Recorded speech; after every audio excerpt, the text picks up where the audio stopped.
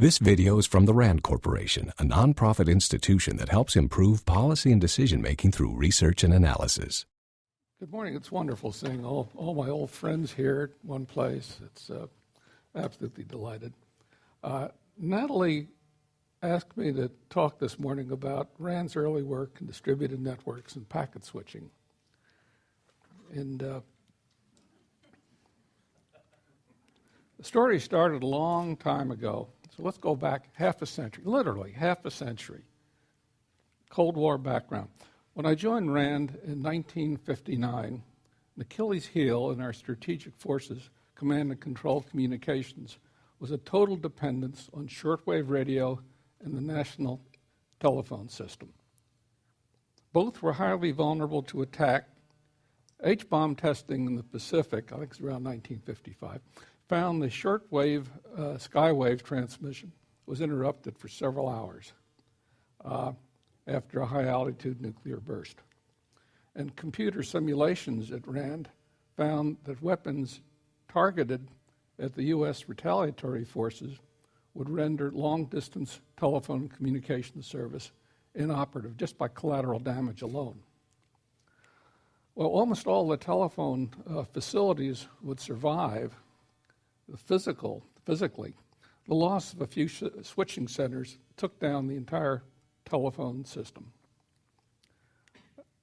To cool the tensions at this stage of the Cold War, remember this is 50 years ago, a second strike retaliatory force capability was needed with a command and control communications able to withstand a surprise attack and survive sufficiently to return the favor in kind.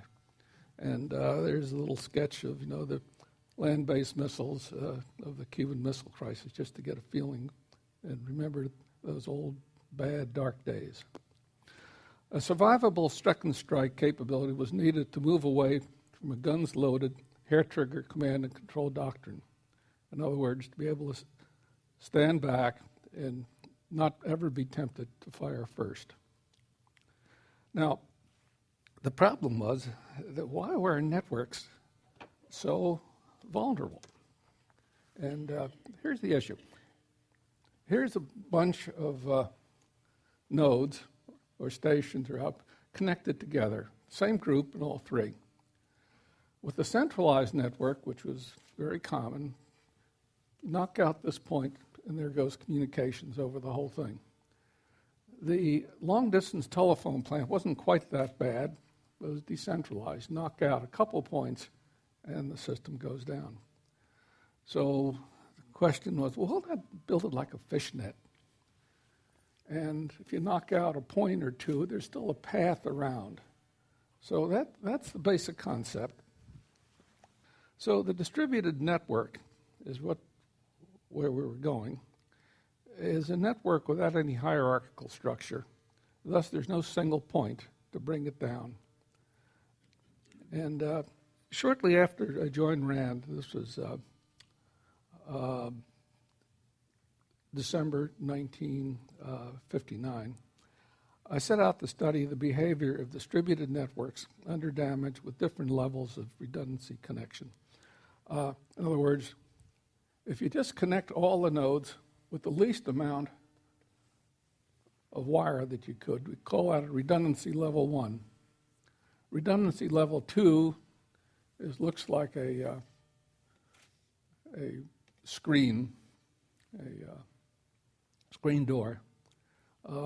Redundancy level 3 looks like something like this. So saying, well, it's 3 times as many connections there is the absolute minimum. When we reach a redundancy level in the order of 3, very interesting observation or phenomenon takes place, rather. The network became extremely robust. If a node survived physical damage, it would likely be connected to all the other nodes, the largest single group of surviving nodes. So this told us that we could build reliable networks out of unreliable elements by the proper use of redundancy. Okay, here's a curve. I know it's a little hard to see. It said, okay, here's the probability of node destruction from 0 to 1 In other words, at this point, everything, all the nodes are destroyed. And this is how much survives. Now, when you go to redundancy level 3, the network holds up into a very high probability of destruction, around 40%, and then begins to fall apart. So around here, this interesting phenomenon takes place. Now, the problem was that we didn't know how to do this. You know, you can build a network, you can draw the lines between the nodes, but how do you do it? So, you know, it's like dealing with the labyrinth. You know, how do you find your path through the network under attack? And we ended up with a scheme based on adaptive learning of past traffic. Intuitively, it seemed it should work, but proof was needed, and that meant computer simulation. And my RAND colleague, Charlotte Boehm, ran many, many alternative simulations under different conditions, exploring the likely network behavior. The simple switching protocol concept we used exhibited what seemed to be remarkable intelligence in routing traffic. It was able to respond to changes. Now, we had damage, and very quickly the network healed itself. And we're seeing that this is something that's quite commonplace in little computer setups you have around the house. The packets seem to know how to get where they are to where they're going. And but in 1960, we didn't know how to build communication networks where signals could traverse more than a few tandem connections. And this is saying, well, with analog, which is the way all communications was in that day, where your signal strength is varied as a function of what it's transmitting. What happens is the signal got weaker and weaker. You amplified it to send it on, except there's distortion that came at each one time. So it was like making a copy of a copy of a copy of a copy. You try with the Xerox machine, and then soon you can't read anything at all. So that was the problem with analog transmission. There's another way of doing it, which was in very early development at the time, called digital transmission. And the signals, the ones and zeros, were sent. When the signal got weak, it was possible to regenerate it with a very good chance of being able to reproduce the signal going in there. So the digital transmission allowed you to go through many nodes. Well, analog couldn't because of the duplication problem. Now, AT&T's long-distance plant had an upper limit of absolutely no more than 5 switched links before the call was unacceptable. So with everything being analog, and we tried to build this thing, by the way, with analog links, but every time we hit the same old problem, distortion, couldn't get the signal to go through all these loops. So reluctantly, and very reluctantly, concluded the only way out would be to transmit all signals digitally. And the routing information would have to go along with the data itself. And these weren't desirable choices for the technology at the time. It was wild, far out stuff. But the mandatory constraints on what we'd have to do gave us no alternative choice.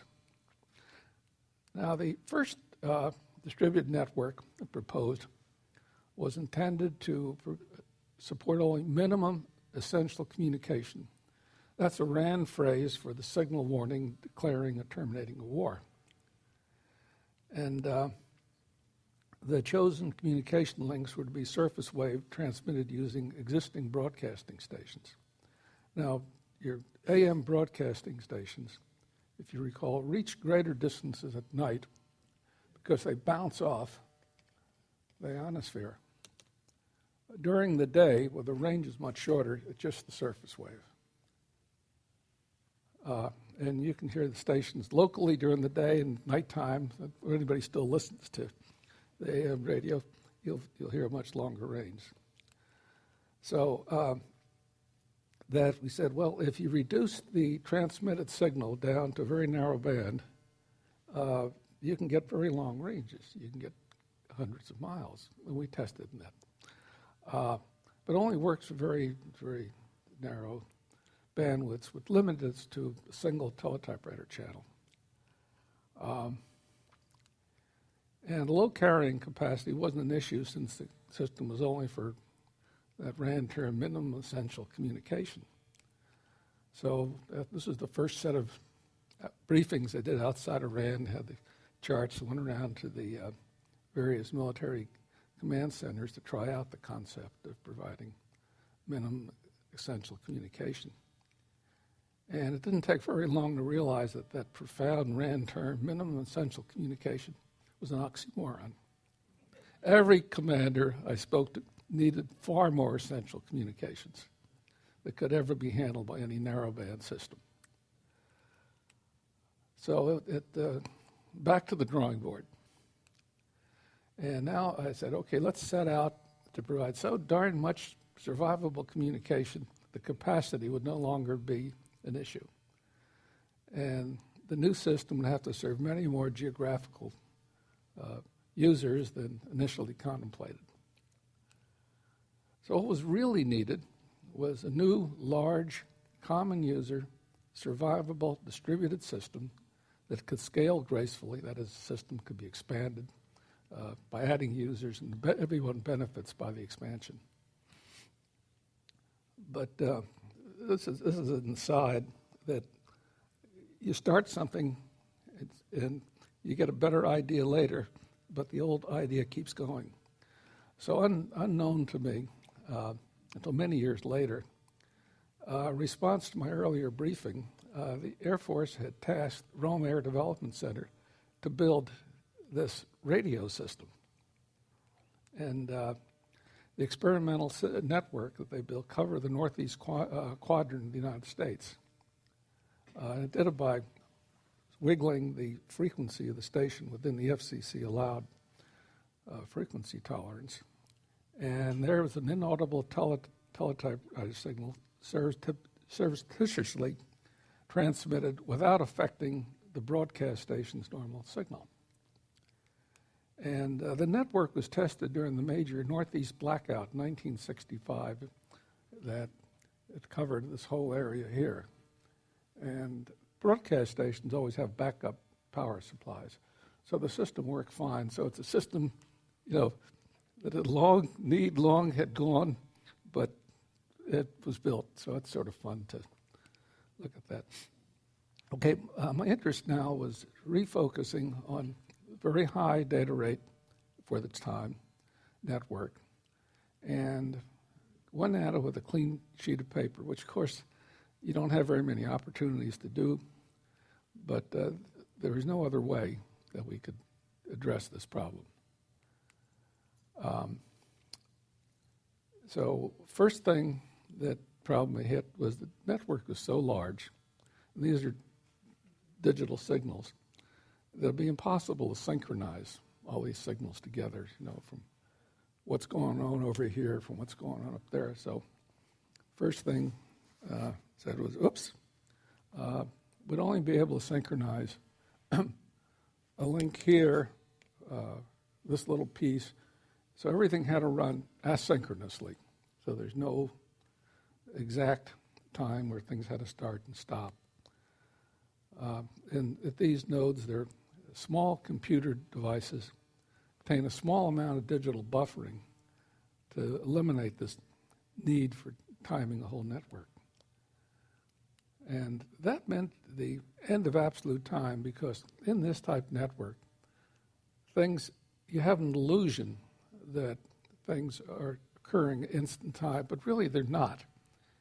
The packet can be sent and say, oops, this wasn't right, and the packet repeated and all this, and it all gets covered up. So you have the illusion, with a little delay, that you're dealing in real time. And you sometimes see this now with TV, where the voice gets out of sync with the picture. So it's a sort of delay. It's one of the negative characteristics of this type system, but that's what's happening.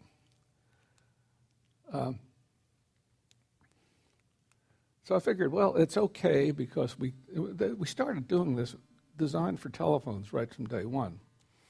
And the delay time is the order of half a second or so, which is what the synchronous satellite was going to be able to do and carry. So the buffering, because of this, gives you allows you to build a system out of different types of technologies, different qualities. And one of the things that dropped out of this was you could build it from cheap parts. And here's the time transformer. You can say, well, message coming in at one rate, buffers and bursts out at a higher speed, so synchronizing isn't mandatory. Okay, so this is saying, well, you can build a mixture of network out of everything that you can find around. You could even use TV stations, which had a 6 megahertz bandwidth, and satellite. When anything around the satellite is overhead, it could be used and it goes somewhere else. It becomes a different part of the system. So that meant that you didn't have to really worry about loss of a single point or link. And that says, well, gee, instead of making all the stuff out of gold-plated parts that the telephone company's always done in the past, you could use junk because your loss of reliability is not very great compared to the loss you're expecting. So this greatly reduced the cost by 100 to 1. You know, to remind ourselves, that's a big number. And, you know, it was a hard number to swallow by people.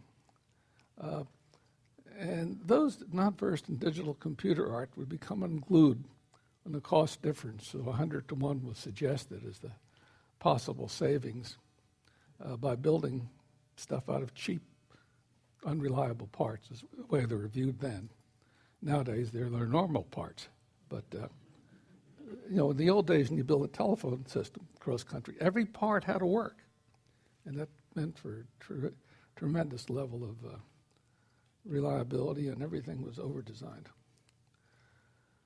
So with some notable exceptions, you can imagine the proposed ideas were not well received initially, particularly since the conclusions were so counterintuitive relative to the common wisdom. You say you make it bigger, add more stuff, it's cheaper. And that's hard to take. So those whose technology education was primarily devoted to the care of telephone lines had most difficulty with the concepts. And some never recovered from the trauma and are probably still sputtering about it today. You know, they were... So there's an old rule that whenever you make outrageous statements that differ from the common wisdom, you'd better be prepared to back it up with extremely strong proof. So before this network could be taken seriously, enough evidence on the likely feasibility to withstand an onslaught of objections would have to be presented. And this is why there's so damn many papers, and I see people here involved in helping with those papers many years ago. And the reason is that we had the burden of proof, you know, to show that something this crazy was not totally out of feasibility, and that meant big piles of paper.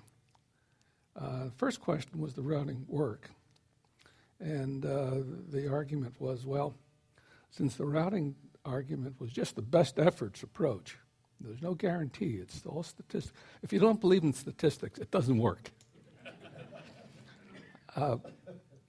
So there's a probability of the routing path taken to be so circuitous to cause an intolerable delay, so you had to check that one out. And only a small number of packets could be allowed to be lost this way. So the rooting doctrine was a statistical operation where chance played a major role. And given the statistical distribution, the path lengths were so critical, we ran two separate independent computer simulations for safety. And the first one was done by Charla, and the second by Joe Smith. And Charlotte concentrated looking at the bulk of the distribution cases, and Joe worked on the concentration, the tail of the distributions. How long would the worst case packet flowing around the network?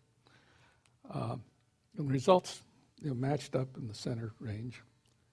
And so we had, and I must apologize for generating so damn much paper and cluttering the literature. But the objections were in response to questions like the type, it won't work because.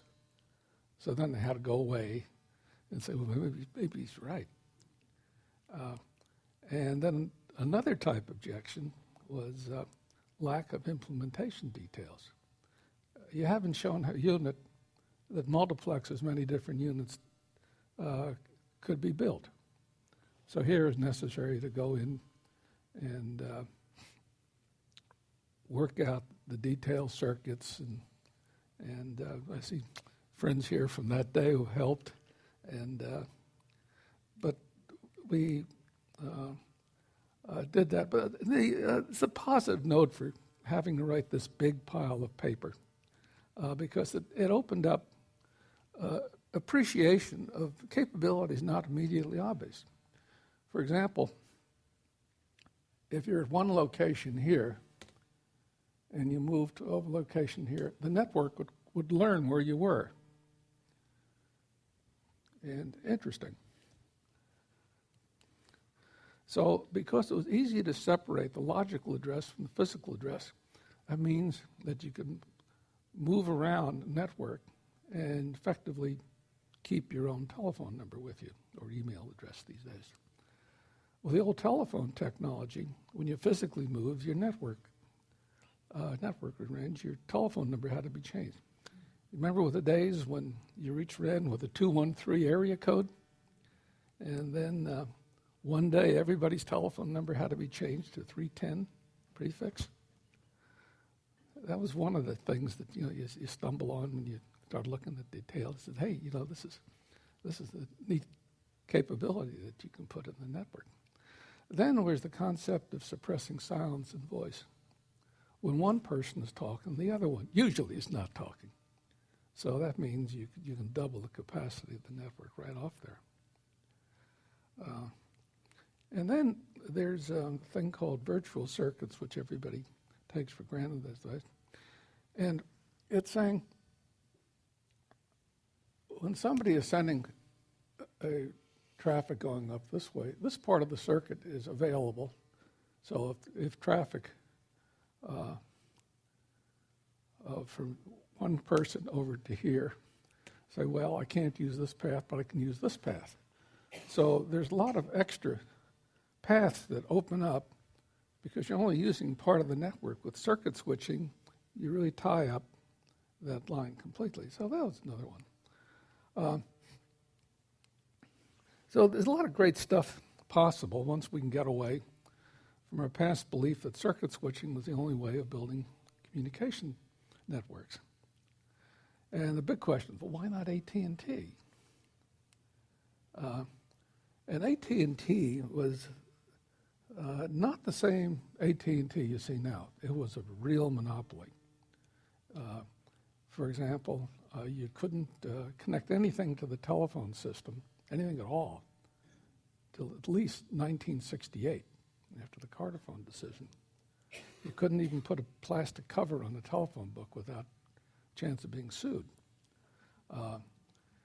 So you're probably wondering, why a young guy in the RAND computer science department of all places is delving into what's obviously telephone company turf. And I asked myself that question many, many times. It was our goal and hope to have AT&T take these ideas and go run with them and prove them. And the Air Force, by the way, was willing and ready to pay AT&T to build and operate the network, but AT&T wanted nothing at all to do with packet switching. And dealing with AT&T was a love-hate relationship. At the time, AT&T was providing the very best telephone service in the world. It held a total monopoly on long-distance telephony in 85% of the country's local system, mostly in the big cities. Bell Labs had the most highly qualified people in research and development in this sector, and no other organization came close to its level of competence in this field. AT&T at that time was an absolute monopoly, and they could do whatever they wanted, and the people at AT&T, of course, gave reasons for their disinterest. But this changed over time. I started off, the first was, well, there is no vulnerability problem. And they also refused to make their roadmaps available to RAND and even to the Air Force. They say this is company proprietary, and it's no one's business other than ours, and we know it, and there's no vulnerability. However, if you look at it, there are very few routes. You can knock out a few places, and you have real problems. But, and some of the Randites here in the room know that we had another quiet way of getting that information. We won't get into it. But this is why RAND was able to say there is vulnerability. And but AT&T took that position, and we made the case, and they backed off. And then next was packet switching would not work. So that was reason for some of the papers. And then the reason was, well, anything added to the Bell system must work with all previous installed equipments. And packet switching doesn't meet that requirement. So when I responded, well, the new network we build an overlay, and you don't have to mix the two, and then they're getting tired, and they say, well, there's not enough physical routes across the western U.S. mountains. And I said, please check your maps again. I already had a copy, you knew. And wherever there are telephone poles already crossing mountain passes. Unlike long-distance analog trunks that required coax cable and these tall 30-mile space microwave towers, we could get by with pretty much twisted pair. And using T1 carrier technology, just coming up out of the lab then. So, and they did go back and they looked at the maps, and they were surprised to find an adequate number of potential links. They never admitted it, but you could see what they had in mind. And then they dug their heels in, and they say, damned if we're about to create a competitor to ourselves. And that was, I think, really a factor, after the, but they really didn't believe packet switching would work also. So while AT&T was in opposition, there's some at Bell Labs who were in favor, some neutral. But it was a very monolithic organization, very, very monolithic. And that this is the, let's see, you can see it very well, lobby of 195 Broadway, where I'd visit occasionally, and they had a party line coming out there, and everybody followed that party line. So the people, in an organization, you'd expect some differences to come out. This was very tightly controlled. So, and sort of an apology, it's not lack of trying that we never saw eye to eye with AT&T, but it was a religious difference. They would not budge. So in 1965, RAND gave up and came out with a formal recommendation to the Air Force staff to proceed. Now, the RAND, by the way, if you remember back in those days, that the idea, I think, was reasonably acceptable in the computer science department. We had some pushback from other people, but over time, everyone came along. You know, it was a matter of selling an idea. After a couple of years, I think we had very strong total RAND support. And the Air Force set up an evaluation committee run by MITRE to review the plan, feasibility, cost, cryptography, and likely performance. And the committee report came back favorably on all accounts and recommended the Air Force proceed. Now, at this time, and it was around, late 65, the Department of Defense decided at this time to implement part of the Defense Reorganization Act of 1949, about 16 years later.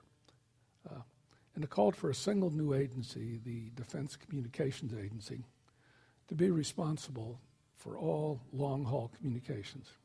That made good sense because there's tremendous competitive duplication among the services at the time. And this should have been good news.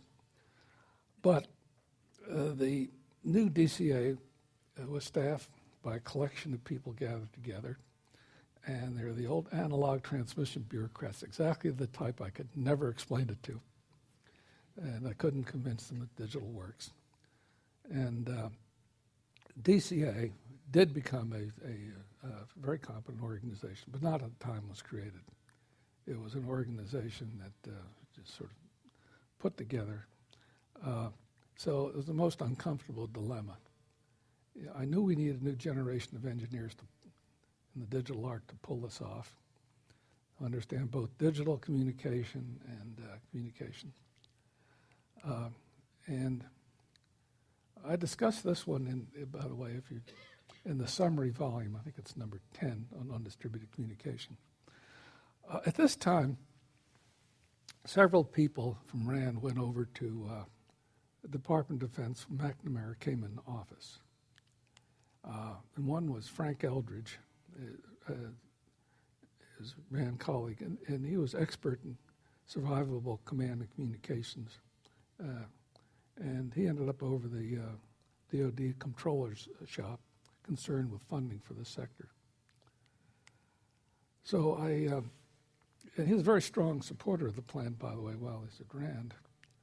And I strongly suggested that they not fund DCA to implement this plan at this time, because I didn't think they'd be able to pull it off. They lacked the technical skills. Instead, I recommended the plan be put on ice until DCA had either built the competence or another agency of the right people, and a better chance that success would be found. Now, on a totally different activity going on at the time was the IPTO, Information Processing Technology Office of ARPA. It was funding computer research at several universities and research centers around the country, including MIT, UCLA, SRI, and RAND, as well as other places. And as early as November 1962, I'd briefed Licklider, the original head of my work. So work was not new to ARPA. And IPTO was on the distribution list for all the RAND reports.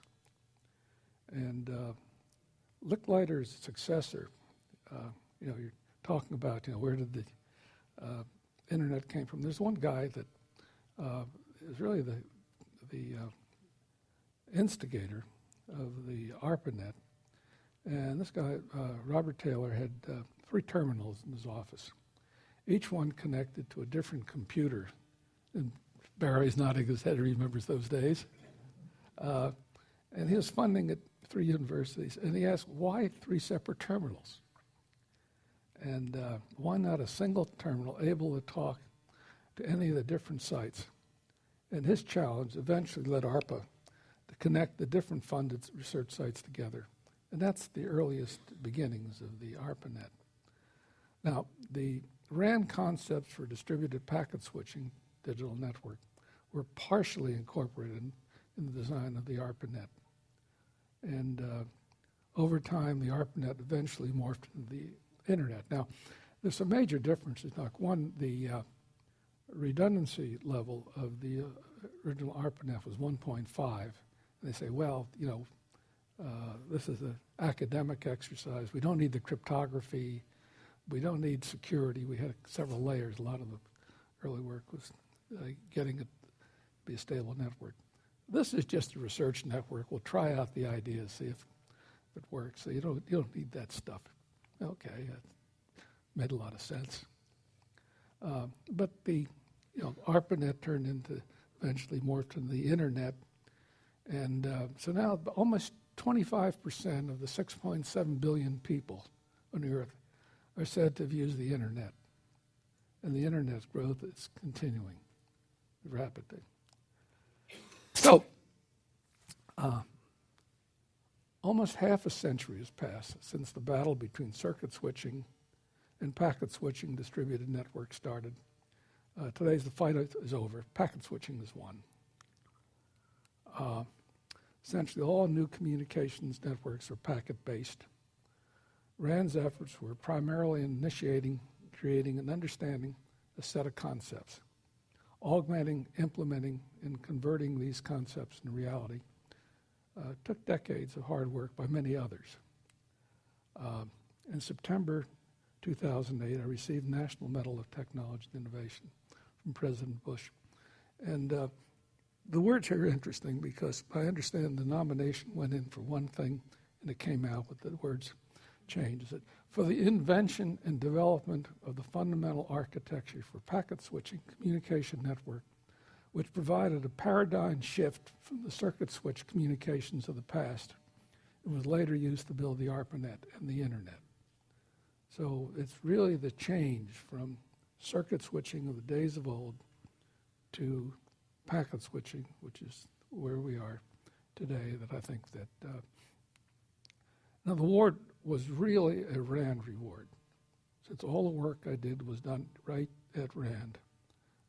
Here's the old buildings we all remember so well, and did the work with all the others at RAND.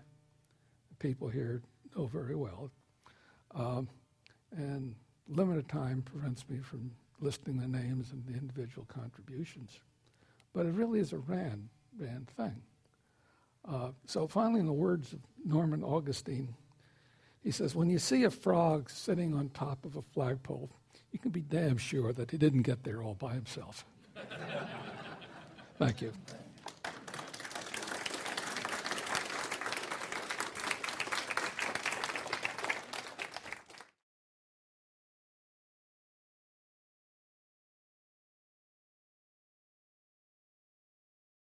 Okay, let's take the word packet switching. I didn't give credit to the right guy who did that.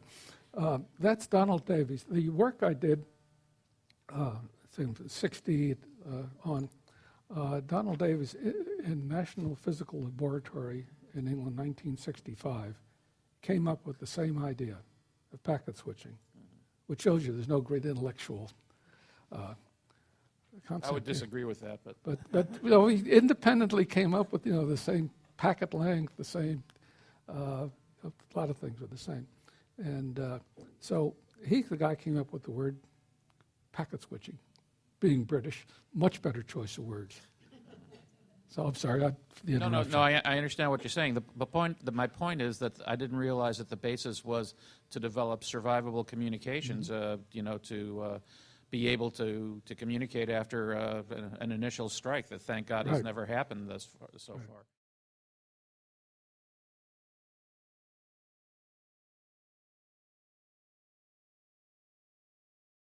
Okay,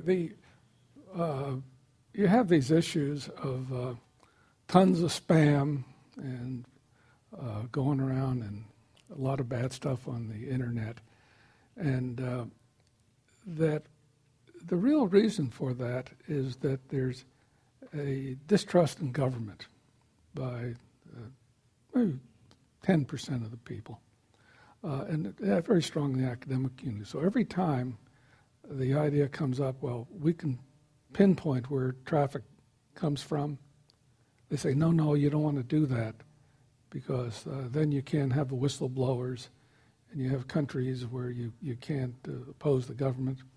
So that's something that's unsaid, but that's really the fundamental reason why the internet is in such horrible shape it is for that sort of thing. Why you can have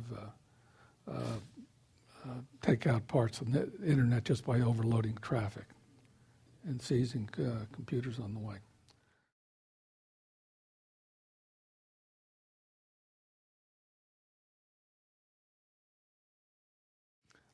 Interesting number the other day. There's 900 million people in Africa, a very poor country.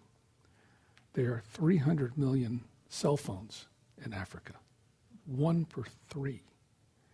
And that's the way the internet's going to come to the underdeveloped world, is through the cell phone, which is becoming more and more powerful. So we're going to see this thing become even more widespread than it is.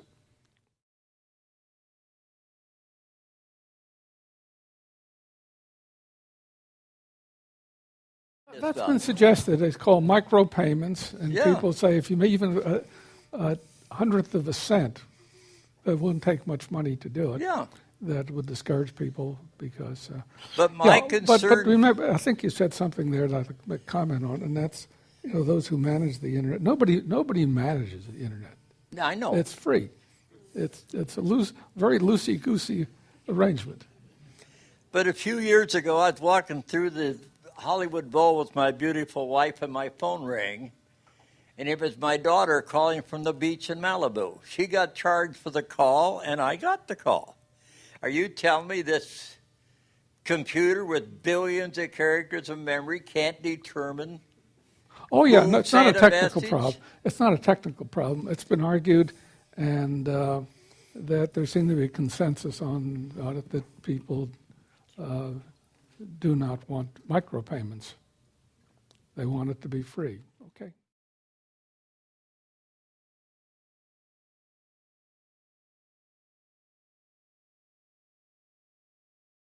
Oh yes. The phone is just a computer too. It's all digital.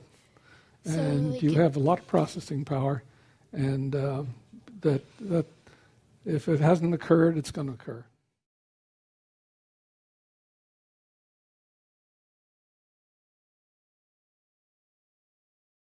RAND support,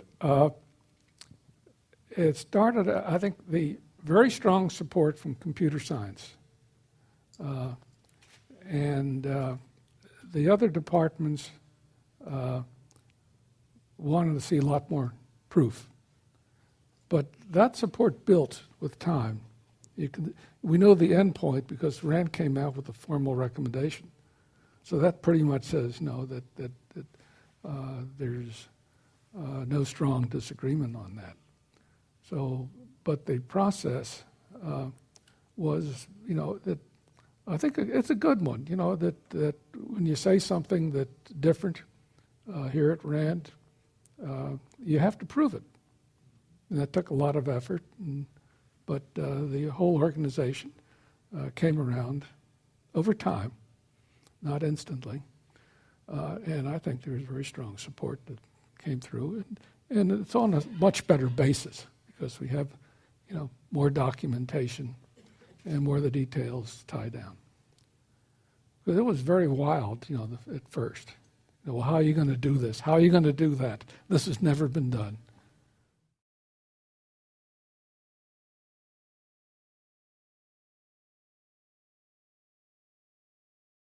I don't know. That's a good question. The two different stories that Keith Unkefer, the guy that hired me, said he went out looking for someone to work on this problem.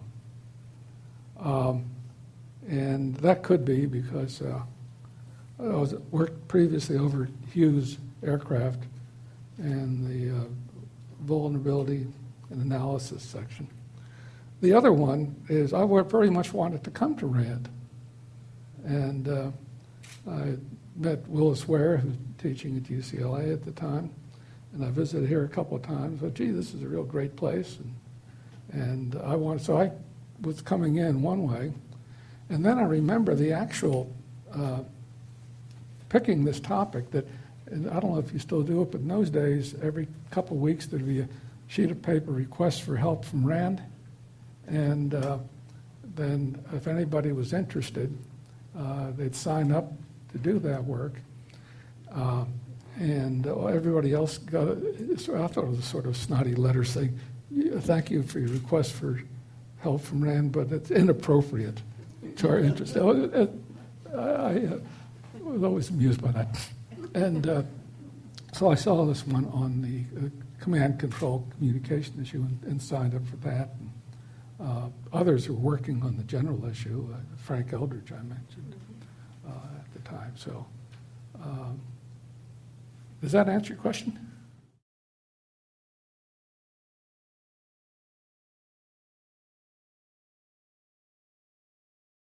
Work. ARPA was funding work here from around that period onward. Keith Unkefer doing some of that. So it could I think that it very well could be. It's not inconsistent with what I remember. But it was after my time. I think I can add to that. We were one of the original nodes on the Arpanet, and Keith Unkefer's group. Thank you. We were one of the original nodes on the Arpanet, and Keith Unkefer's group. I remember John Hefner, Eric Hardslam, were right in the middle of developing, really the code that allowed communication with other nodes on the network. UCLA was a node. Actually, RAND had two nodes, ISD and RCC, and there were other nodes around the country.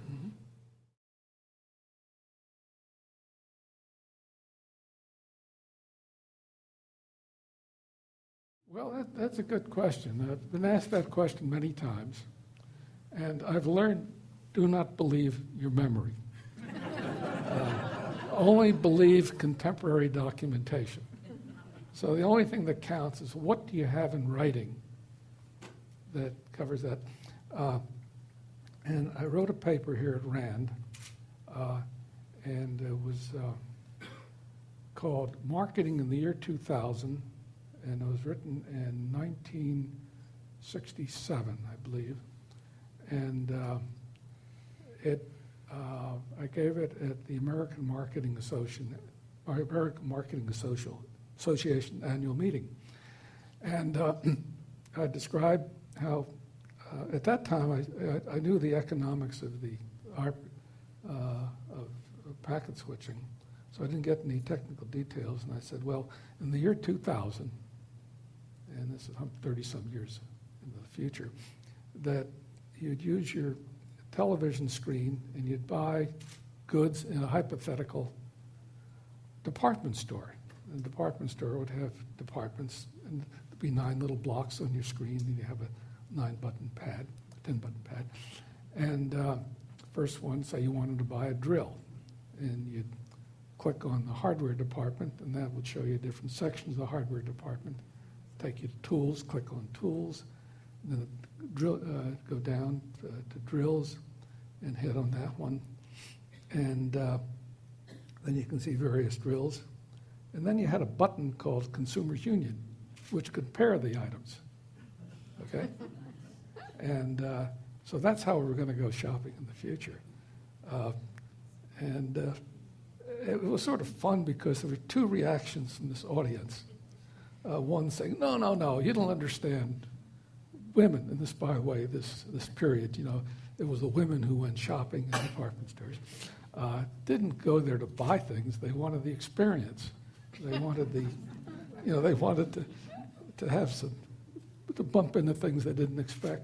I said, oh, no problem. We'll put in the random number generator and call it serendipity. And they said, no.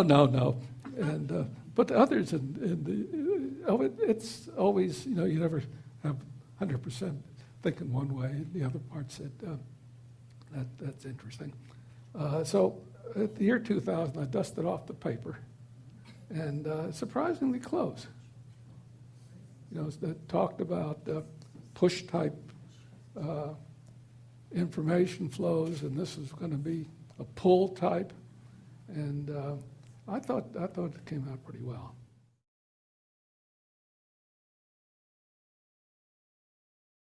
Well, we'll take that offline. This presentation is provided as a public service by the RAND Corporation. Visit www.rand.org to learn more about these issues and to explore RAND's free online library of more than 10,000 policy reports and commentaries.